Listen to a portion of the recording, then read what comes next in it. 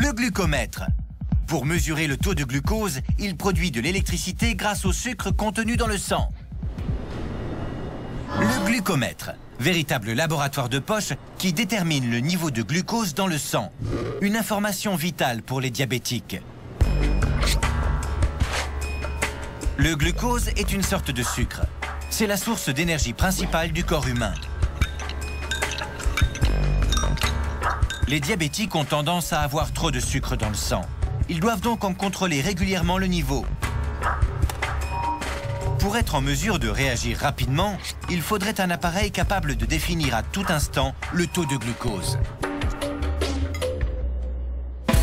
C'est ce que fait le glucomètre. Alors, comment un objet aussi petit peut-il réaliser une chose aussi cruciale? Toutes ces pièces œuvrent ensemble pour transformer le sucre en électricité. Mais pour cela, il faut du sang. Une seule goutte suffit. C'est là que le système de perforation du glucomètre intervient. Il peut prélever cette petite goutte de sang en un clin d'œil. Ce système est composé d'un ressort et d'une lame rétractable appelée lancette. Une fois armée, la lame rentre et le ressort se comprime autour de la tige. Quand on appuie sur le bouton, la lancette fait alors une ponction ultra rapide. Le ressort et la lancette reprennent ensuite leur position initiale. C'est alors au glucomètre d'analyser cette gouttelette de sang.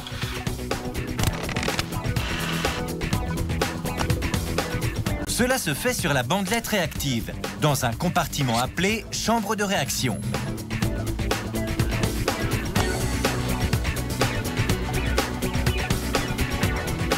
Le sang est dirigé vers la chambre de réaction grâce à la bandelette. Alors, le glucomètre détermine la quantité de sucre contenu dans l'échantillon sanguin. Quelques secondes plus tard, cette mesure s'affiche sur l'écran du glucomètre. Des informations vitales, disponibles en quelques secondes.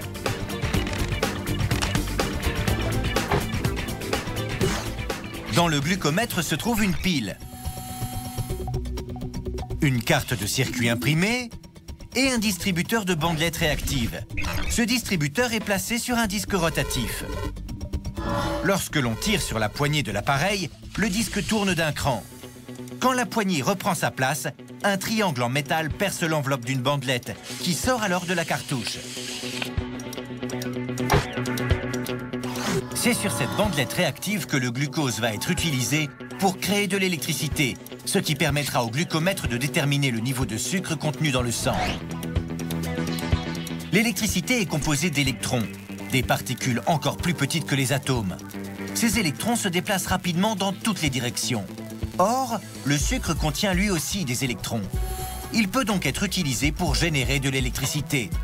La pile du glucomètre fournit de l'électricité. Elle envoie des électrons qui circulent dans la chambre de réaction de la bandelette. C'est dans ce compartiment qu'ils sont rejoints par les électrons du sucre contenu dans le sang. Et plus il y a de sucre, plus il y a de courant. C'est la carte de circuit imprimée qui est chargée d'analyser le courant afin de déterminer la quantité de sucre contenue dans l'échantillon sanguin.